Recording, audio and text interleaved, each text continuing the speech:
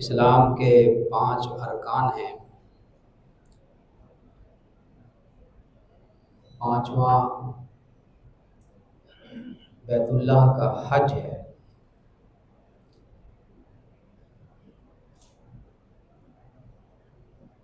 آج میرا عنوان وہ حج کے فلسفے پر ہوگا، حج کی حکمتیں کیا ہیں۔ اگر اس عنوان کو تفصیل سے بیان کرنا شروع کریں تو کئی جمعے چاہیے، کئی بیانات چاہیے۔ تو آج مختصر وقت میں حج کے فلسفے کو اور حج کی حکمتوں کو بیان کرنے کی کوشش کروں گا۔ اللہ تعالیٰ مجھے بھی اور آپ حضرات کو بھی صحیح سمجھ عطا فرمائے اور اپنے احکامات پہ عمل کرنے کی توفیق عطا فرمائے۔ یہ باتیں جو اس منبر سے بیان کی جاتی ہیں وہ فقط معلومات میں اضافہ کرنے کے لیے نہیں ہوتی، بلکہ یہ تذکیر ہے، ایک نصیحت ہے۔ اور اللہ تعالیٰ نے فرمایا وَذَكِّرْ فَإِنَّ ذِكْرَ تَنفَعُ الْمُؤْمِنِينَ کہ آپ نصیحت کیجئے، نصیحت کرنا مومنین کو نفع دیتا ہے۔ اللہ تعالیٰ نے بھی قرآن پاک کو اس انداز میں نازل فرمایا کہ قرآن پاک کا یہ اعزاز ہے کہ اللہ نے ایک ہی بیان کو مختلف انداز سے بیان فرمایا، اور بعض اوقات ایک بیان کو بار بار اسی انداز سے بھی بیان فرمایا، اس لیے کہ انسان کی فطرت ہے کہ کچھ تبدیلی کو پسند کرتا ہے، اور انسان کی فطرت ہے کہ جس بات کا تکرار کیا جائے وہ چیز قرار پکڑتی ہے۔ اس لیے اللہ تبارک و تعالی شانہ نے قرآن کو قرآن کیوں کہا، بار بار پڑھے جانے والی کتاب، تاکہ یہ قرار پکڑے ہمارے دل میں، اس کا ہر حکم، اس کا ایک ایک لفظ، ایک ایک حرف وہ ہمارے دل کے اندر، دل کی گہرائیوں کے اندر سمو جائے، ہمارا دل جو ہے وہ قرآن عظیم الشان کی محبت سے لبریز ہو جائے۔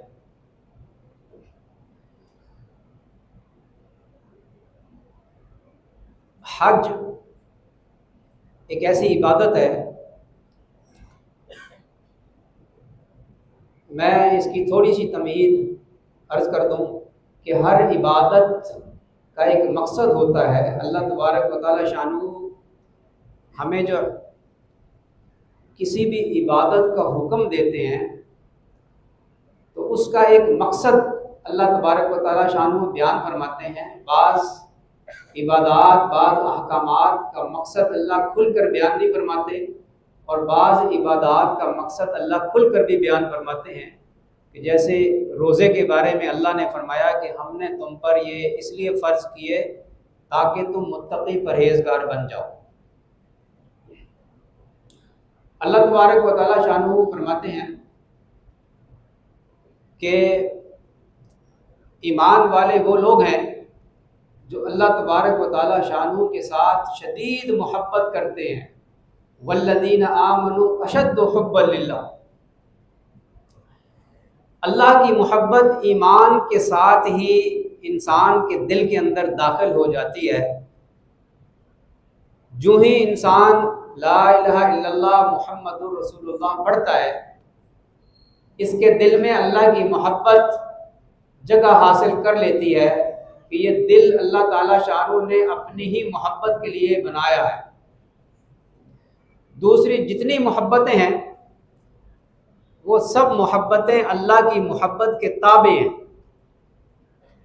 باپ سے باپ کا احترام یا باپ کی محبت، ماں کی محبت، یہ ایک فطری چیز ہے، اللہ نے فطرت میں رکھی ہے، لیکن یہ محبتیں بھی اللہ کی محبت کے مقابلے میں کم ہیں یا تابع ہیں، اللہ کی محبت کے تابع ہیں۔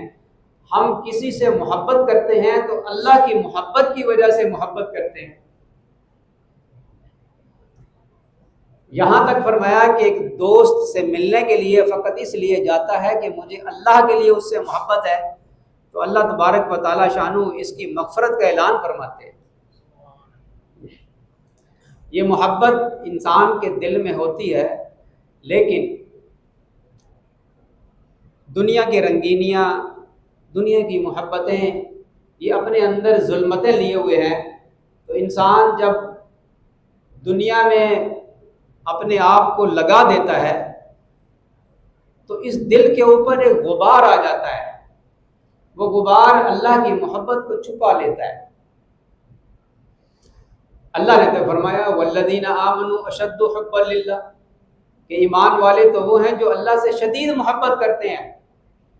لیکن ہم دیکھتے ہیں کہ ہمارے اندر وہ محبت نہیں جو ہونی چاہیے، جو اللہ نے اعلان فرمایا جس کا، وہ محبت ہے ہمارے دل میں، لیکن دنیا کی محبت کا غبار وہ ہمارے دلوں پر چھا گیا، جس کی وجہ سے وہ محبت چھپ گئی۔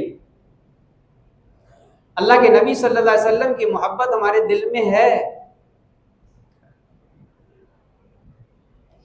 لیکن ہم اس کے باوجود نبی کریم صلی اللہ علیہ وسلم کی پوری اطاعت نہیں کرتے، پوری اتباع نہیں کرتے، ہماری زندگیوں میں نبی کریم صلی اللہ علیہ وسلم کی سنتیں نہیں ہیں، لیکن اندر محبت ہے، اس کا کوئی انکار نہیں کر سکتا۔ یہ اس وقت پتہ چلتا ہے کہ کوئی کہے نا ذرا انکار کر، نبی کریم صلی اللہ علیہ وسلم کی شان میں گستاخی کرے تو صحیح کوئی ہمارے سامنے،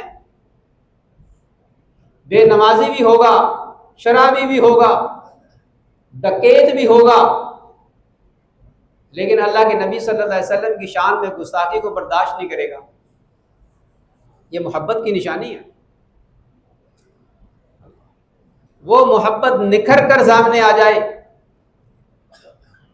اللہ تبارک و تعالی شانہ نے نماز فرض فرمائی کہ پوری زندگی وقار کے ساتھ گزارنی آ جائے، اللہ کے حکم، اللہ کے نبی صلی اللہ علیہ وسلم کے طریقے کے مطابق گزارنی آ جائے۔ اللہ نے روزے فرض کیے اس لیے کہ ہمارے اندر تقوی آ جائے۔ اس کے 2 مہینے کے بعد اللہ نے حج کا مہینہ دیا اور اس میں حج کو فرض فرمایا، تاکہ یہ تقوی جو روزوں کے اندر حاصل ہوا، اس تقوی کے اندر اللہ کی محبت کی مہر لگ جائے۔ آپ دیکھ لیجئے کہ حج کے اندر کون سے ارکان ہیں کہ جو انسان کی کو سمجھ میں آتے ہوں۔ دیوانہ وار اللہ کے گھر کے گرد چکر لگا رہے ہیں، 7 چکر لگا رہے ہیں، احرام باندھا ہوا ہے، 2 چادریں لے لی ہیں۔ اب آپ دیکھیے گا حج کے اندر کیا ہے، فلسفہ کیا ہے حج کا۔ یہ لباس اتار دیا، سلے ہوئے کپڑے اتار دیے اور 2 چادریں اپنے جسم پر لے لی، ایک کو تہمت کی شکل میں باندھ لیا اور ایک کو اوپر لے لیا۔ یہ کس کا لباس ہے؟ اللہ سے ملاقات کرنے والے کا لباس ہے۔ جو مر گیا اسے کیا کہتے ہیں کہ وصال ہو گیا۔ وصال کا کیا مطلب ہے؟ اللہ کی ملاقات ہو گئی، اسے وہ لباس پہنا دو کہ جس لباس میں اللہ سے ملاقات کی جاتی ہے، اور اس کا نام ہے کفن۔ جی ہاں، 2 چادروں میں جیب نہیں ہوتی اس میں۔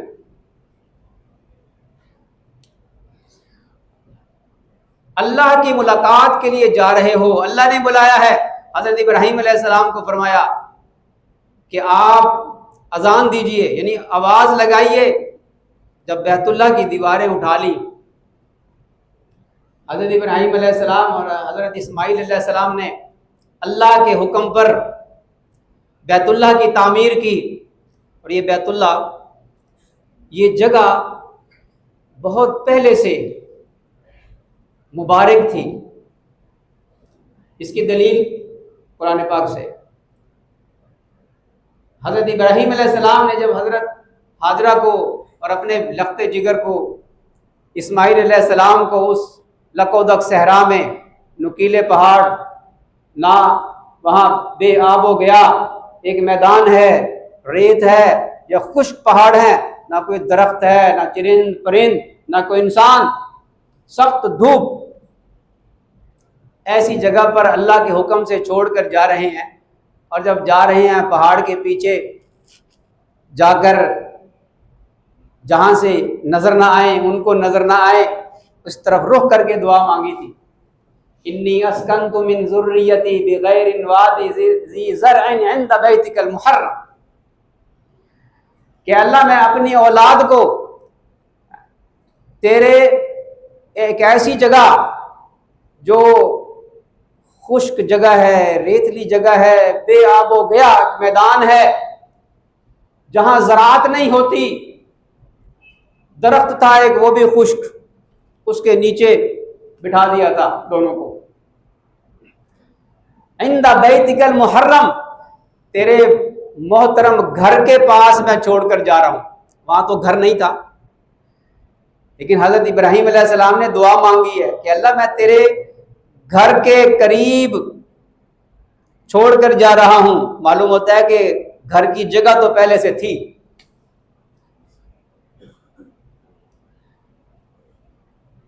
مختصر یہ کہ حضرت ابراہیم علیہ السلام کو حکم ہوا، جب وہاں کچھ آبادی بن گئی، قوم مالکہ وہاں آ کر ڈیرے ڈال لیے، حضرت اسماعیل علیہ السلام بھی بڑے ہوئے، جوان ہو گئے۔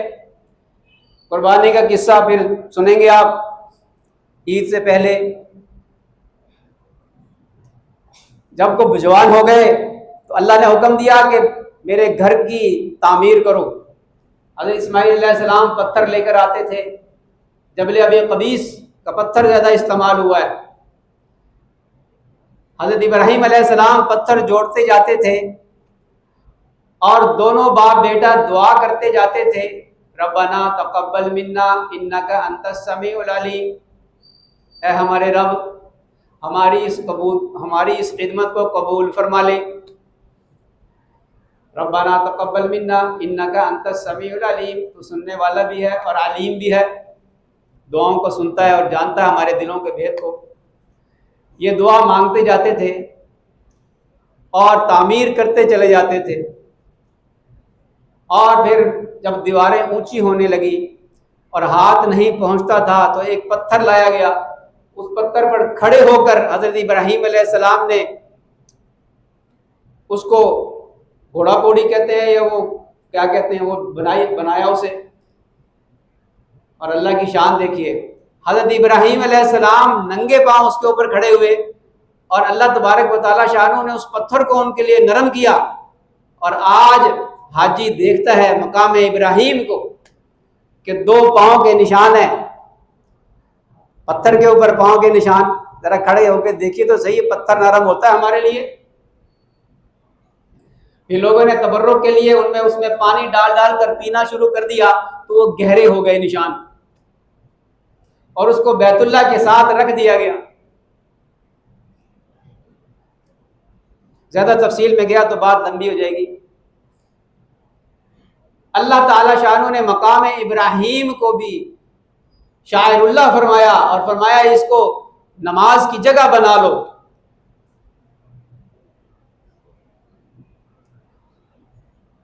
اور پھر فرمایا کہ جاؤ، حضرت اسماعیل علیہ السلام کو فرمایا کہ جاؤ ایک پتھر لے کر آؤ کہ میں یہاں نشانی کے طور پر اس کو رکھ دوں۔ حضرت اسماعیل علیہ السلام بڑے تھکے ہوئے تھے، پتھر لینے کے لیے گئے، تو جب واپس آئے تو وہاں ایک پتھر پہلے سے موجود تھا۔ پوچھا ابا جان یہ پتھر کہاں سے آیا؟ فرمایا تجھ سے زیادہ چست، تو تو تھک کر سست ہو گیا تھا، تجھ سے زیادہ چست جبریل علیہ السلام یہ پتھر لے کر آئے۔ بعض روایات سے پتہ چلتا ہے کہ وہ ہندوستان سے پتھر لائے تھے، بعض روایات سے کہ جنت سے پتھر آیا تھا۔ بہرحال وہ حجر اسود ہے، وہ دودھ سے زیادہ سفید تھا، اور حضرت ابراہیم علیہ السلام نے اسے اس کونے میں رکھ دیا جس کونے میں آج بھی وہ موجود ہے۔